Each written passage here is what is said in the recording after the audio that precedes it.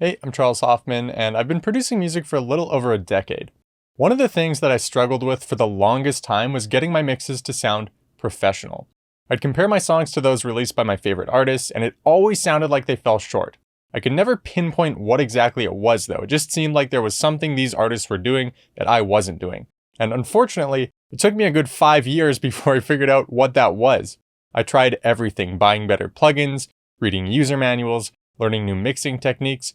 None of that provided the results I was looking for, so I became really discouraged. I had gotten to the point where I was watching mixing tutorials on YouTube constantly and wasn't really learning anything new, which I thought was really weird. Like, if I hadn't discovered the secret sauce at that point, what was going on?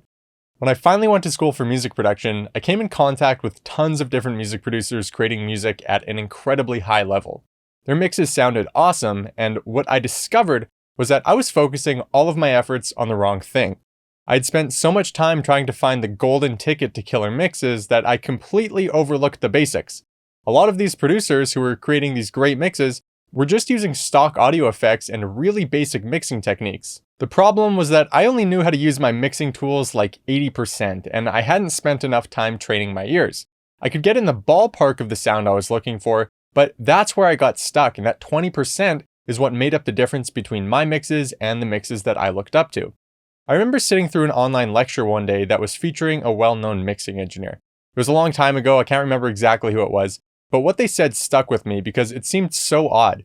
They said that you can mix any song with an EQ, compressor, saturator, reverb, and delay. Just those 5 tools. A couple months later, I watched a lecture by the artist Nightmare, and he said something similar along the lines of, learn your basic mixing tools, like really learn them inside and out. It was at this point that I thought, okay, what if I restrict myself to using the stock EQ, compressor, saturator, reverb, and delay in Ableton?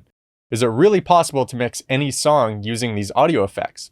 After a couple months of mixing my songs without any third-party plugins or any of the additional audio effects in Ableton, the quality of my mixes started to improve.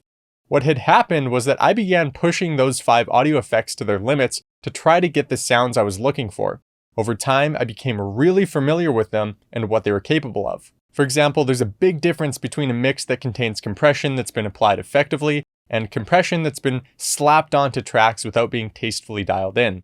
You can end up sucking the life out of your mixes if you use inappropriate compressor settings, or fail to provide your mix with the punchiness and impact that a dialed-in compressor can deliver. I'd go as far as to say that third-party mixing plugins won't provide much benefit until you're maxing out the capabilities of your stock effects. Sure, you might happen to stumble upon a third-party preset that happens to suit your mix well, but if your goal is to mix great songs consistently, mastering your stock mixing tools is where you should start. The same concept applies to things like photography and videography.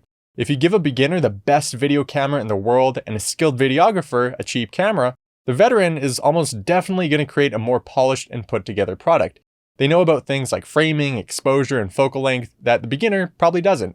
Your ability to manipulate basic audio effects and get them to do what you want has a much bigger impact on your mixes than the quality of the mixing plugins that you use. In some situations, you may not be able to perform certain types of processing using stock audio effects. The number one thing that comes to mind is pitch correction. A lot of DAWs don't have a built-in pitch correction effect. This can present a big issue when mixing vocals, so you'll either want to download some free pitch correction software or something industry standard like Autotune or Melodyne. Beyond that, a lot of the audio effects that you'll come across are creative effects like bit crushers, phasers, flangers, and amps. They'll sound cool, but they aren't generally used to fix mix issues in the way that a tool like an EQ is used. Take a look at your stock audio effects, and you'll find that almost every single one is either a creative effect or some type of EQ, compressor, saturator, reverb, or delay. Once you get to the point that you're creating mixes that you're happy with using stock effects, you can start to branch out to third-party plugins. That's when the advanced features that some of these plugins provide will give you an edge and potentially help you mix your songs a little faster or provide a flavor that your stock effects don't provide. That flavor may or may not sound better, but it will potentially sound different. Think of mixing with third-party plugins like painting with a bigger color palette. If you're a good painter, you can make a great painting with the colors red, yellow, and blue.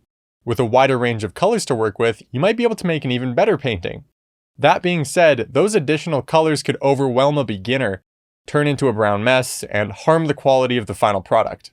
If you're new to music production, I sell a course called Music Production for Beginners that you might be interested in. I show you how to create great mixes using just 5 stock audio effects in Ableton.